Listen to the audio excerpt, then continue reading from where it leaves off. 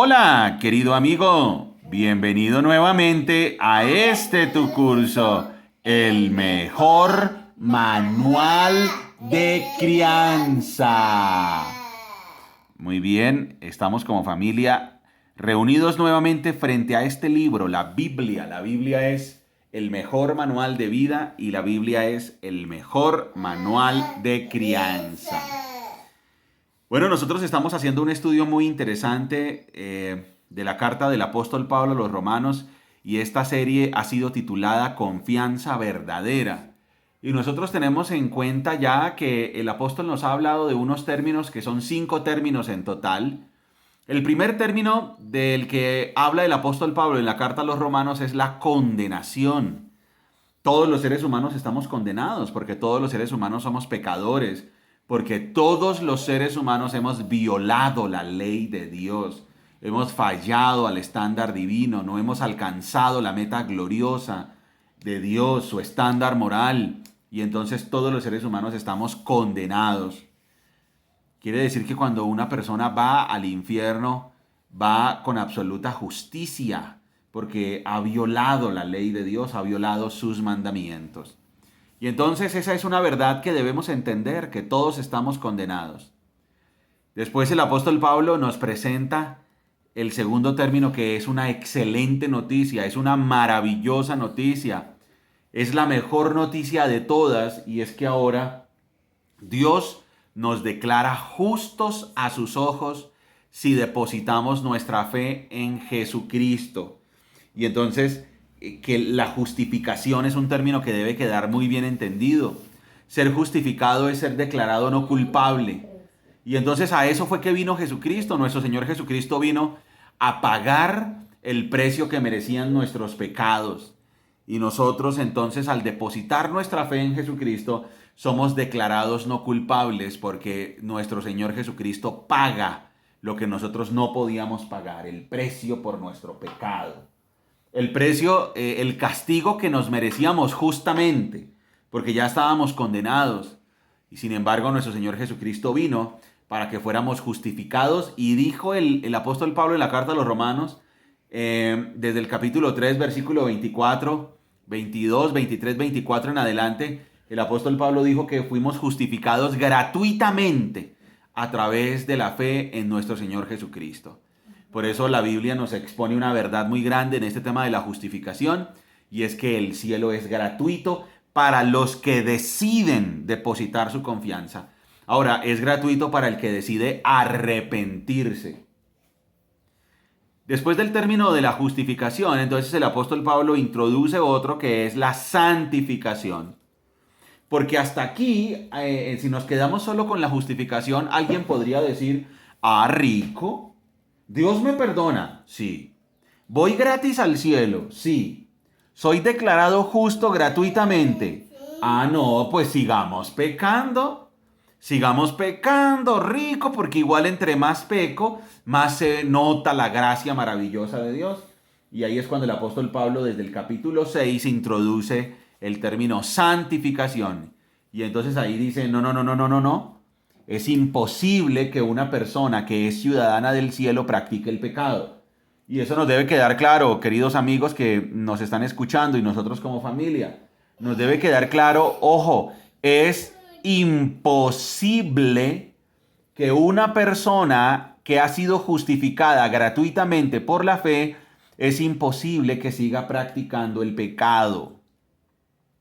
¿Por qué? Porque ya el apóstol Pablo nos expuso una verdad en los capítulos 6, 7 y 8 de Romanos.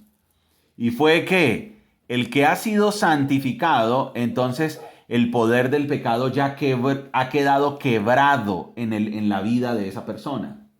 Quiere decir que si yo he depositado mi fe en Jesucristo, yo ya no puedo seguir practicando el pecado porque el poder del pecado quedó quebrado en mi vida y he nacido de nuevo y ahora me dirige el Espíritu Santo. Imagínense lo siguiente, una persona dice, ay sí, yo creo tanto en Dios y sí, yo ya he depositado mi fe en Jesucristo y yo ya soy justificado. Sin embargo, se va a fiestas donde toma trago, bebidas alcohólicas, donde se emborracha, de vez en cuando dice una grosería, De vez en cuando miente, de vez en cuando tiene malos pensamientos que cultiva, se ríe de chistes groseros, tiene una vida religiosa, pero practica el pecado.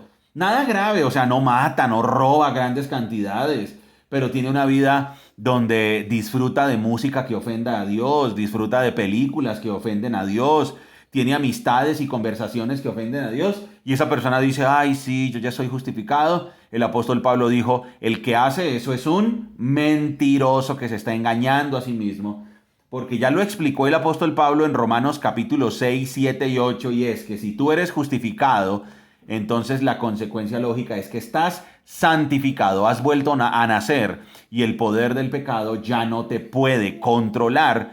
O sea, querido amigo, nos debe quedar claro, si alguien ha sido justificado gratuitamente por la fe, ha nacido de nuevo y vive guiado por el Espíritu Santo y el pecado no lo puede controlar. Muy bien, después el apóstol Pablo nos presentó otro término en los capítulos 9, 10 y 11, que fue la elección divina, donde nos mostró que definitivamente todos los seres humanos hemos elegido el pecado y la maldad, y entonces Dios en su misericordia escoge a unos cuantos para sus propósitos divinos, porque si Él no escogiera a algunas personas, todos los seres humanos del planeta Tierra estaríamos exterminados. Quiere decir que si hay gente que cree, quiere decir que si hay gente que lo busca es porque Él los elige. Y ahí entonces queda eliminada cualquier tipo de jactancia. Nadie ya puede presumir con orgullo diciendo, si ven, mírenme a mí, yo he buscado a Dios, yo he sido, yo soy mejor que ustedes. Es imposible que exista jactancia porque ha sido Dios el que ha hecho esa obra maravillosa. Y por eso esta parte de la elección soberana termina con una alabanza a Dios, donde dice el versículo 36 del capítulo 11, pues todas las cosas provienen de Él y existen por su poder y son para su gloria. A Él sea toda la gloria por siempre. Amén. Y entonces después de la elección soberana, el apóstol Pablo nos presenta el último gran tema que está en los capítulos 12 al 16. Y ese gran tema es el amor o la confianza, perdón, es la confianza práctica. Confianza práctica. Eso significa, ¿y ahora cómo se viven estos conceptos que hemos aprendido? ¿Cómo se vive si yo ya sé que fui condenado? ¿Cómo se vive si yo ya sé que fui justificado gratuitamente?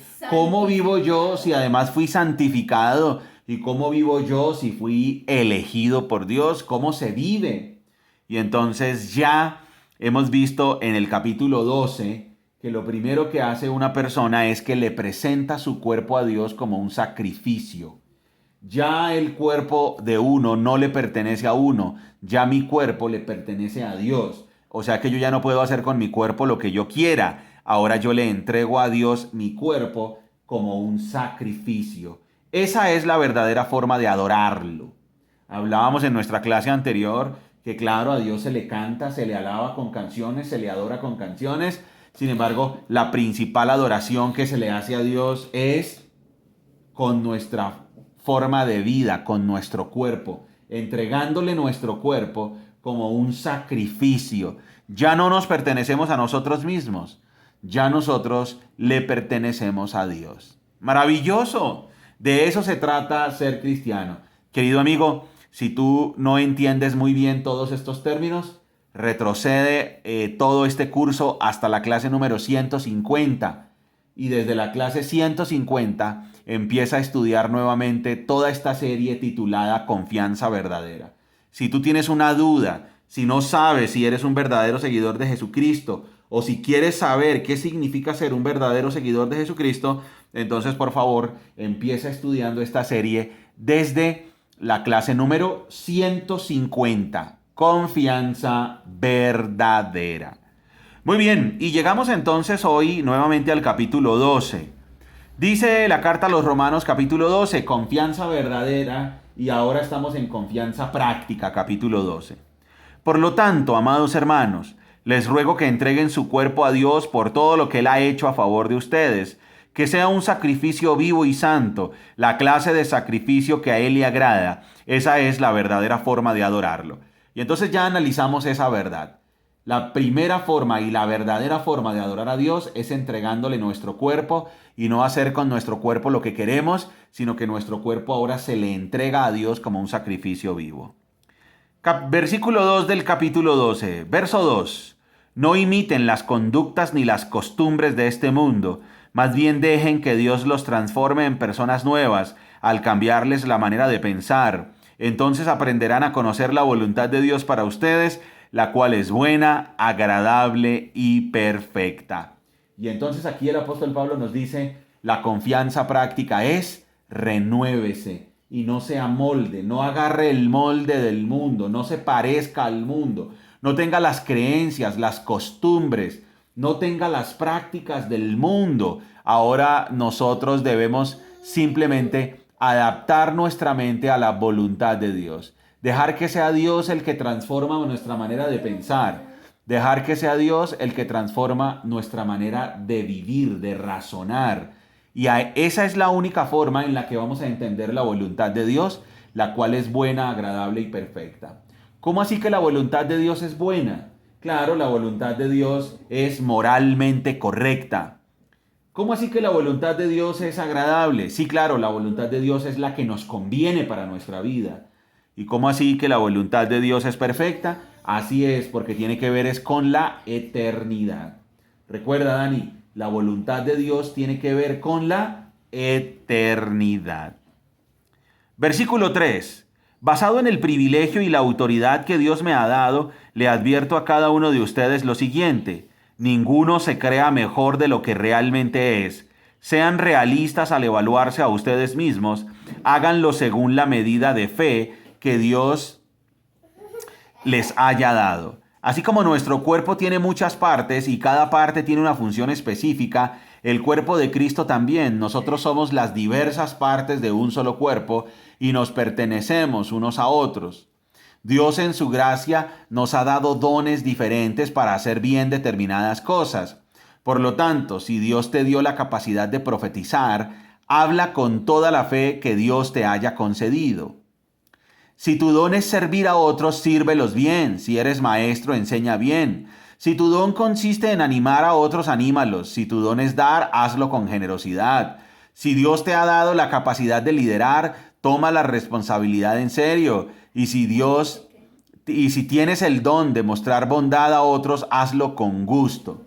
Y aquí el apóstol Pablo entonces nos dice que nosotros debemos tener un concepto moderado de nosotros mismos y nosotros debemos servirle a los otros creyentes. Recuerda, Dani, tú no estás solo en este mundo. Y entonces si Dios te ha hecho nacer de nuevo y te ha santificado y te ha elegido y si te ha justificado y si ya no estás condenado, es para que pienses de ti mismo con moderación. No te creas mejor que los demás, no te creas superior a los demás y tienes que poner tus dones y tus talentos al servicio de los hermanos en Cristo. Tienes que poner tus dones y tus talentos al servicio de nuestros hermanos en la fe. ¿Queda claro, campeón? Sí. Recuerda, tus dones y tus talentos, todo lo que Dios te ha dado, entonces tiene que estar al servicio de los otros seguidores de Jesucristo. Nosotros no somos islas, no estamos 100% aislados. No, nosotros le pertenecemos a Dios. Nosotros le pertenecemos a Dios y por eso tenemos que servirle a los otros seguidores de nuestro Señor Jesucristo. Y entonces él dice, si tú tienes el don de fe, si tú tienes el don de profecía, si tú tienes el don de servicio, si tienes el don de ayuda, de motivar, de animar, entonces tienes que hacerlo. Si tienes el don de enseñar, enseña. Sírvele a los demás seguidores de Jesucristo. Versículo 9. No finjan amar a los demás, ámenlos de verdad, aborrezcan lo malo, aférrense a lo bueno. Ámense unos a otros con un afecto genuino y deleítense al honrarse mutuamente. No sean nunca perezosos, más bien trabajen con esmero y sirvan al Señor con entusiasmo. Alégrense por la esperanza segura que tenemos. Tengan paciencia en las dificultades y sigan orando. Estén listos para ayudar a los hijos de Dios cuando pasen necesidad. Estén siempre dispuestos a brindar hospitalidad. Bendigan a quienes los persiguen. No los maldigan, sino pídanle a Dios en oración que los bendiga. Alégrense con los que están alegres y lloren con los que lloran. Vivan en armonía unos con otros. No sean tan orgullosos como para no disfrutar de la compañía de la gente común y no piensen que lo saben todo. Miren cómo este versículo nos deja una gran síntesis de todo este capítulo 12, de esta principal idea, de esta enseñanza que nos está dando el apóstol Pablo. 12:16. Vivan en armonía unos con otros. No sean tan orgullosos como para no disfrutar de la compañía de la gente común y no piensen que lo saben todo. Nunca devuelvan a nadie mal por mal. Compórtense de tal manera que todo el mundo vea que ustedes son personas honradas. Hagan todo lo posible por vivir en paz con todos. Miren esta enseñanza que nos da aquí el apóstol Pablo. Entre seguidores de Jesucristo debemos hacer todo lo posible por vivir en paz unos con otros. ¿Queda claro, campeón? Sí. Dice, hagan todo lo posible por vivir en paz con todos. Queridos amigos, nunca tomen venganza. Dejen que se encargue la justa ira de Dios, pues dicen las Escrituras, yo tomaré venganza, yo les pagaré lo que se merecen, dice el Señor. En cambio, si tus enemigos tienen hambre, dales de comer. Si tienen sed, dales de beber. Al hacer eso, amontonarás carbones encendidos de vergüenza sobre su cabeza. No dejen que el mal los venza, más bien venzan el mal haciendo el bien. 3 grandes temas que nos ha dado el apóstol Pablo de confianza práctica en el capítulo 12. Número 1, entregarle nuestro cuerpo a Dios, que es la verdadera forma de adorarlo. Número 2, transformar nuestra mente, transformar nuestra manera de pensar para entender la voluntad de Dios, la cual es buena, agradable y perfecta. Y número 3, pertenecer y ayudar a nuestros hermanos seguidores de Jesucristo, ayudarnos mutuamente, servirnos mutuamente y poner nuestros dones al servicio de los seguidores de Jesucristo. Esa es una de las razones por las cuales nosotros grabamos el mejor manual de crianza. Nosotros grabamos el mejor manual de crianza porque queremos que este material esté al servicio de los seguidores de Jesucristo. Capítulo 13. Toda persona debe someterse a las autoridades de gobierno, pues toda autoridad proviene de Dios y los que ocupan puestos de autoridad están allí colocados por Dios. Por lo tanto, cualquiera que se rebele contra la autoridad se rebela contra lo que Dios ha instituido y será castigado, pues las autoridades no infunden temor a los que hacen lo que está bien, sino en los que hacen lo que está mal. ¿Quieres vivir sin temor a las autoridades? Haz lo correcto y ellas te honrarán. Las autoridades están al servicio de Dios para tu bien, pero si estás haciendo algo malo, por supuesto que deberías tener miedo, porque ellas tienen poder para castigarte. Están al servicio de Dios para cumplir el propósito específico de castigar a los que hacen lo malo. Por eso tienes que someterte a ellas, no solo para evitar el castigo, sino para mantener tu conciencia limpia.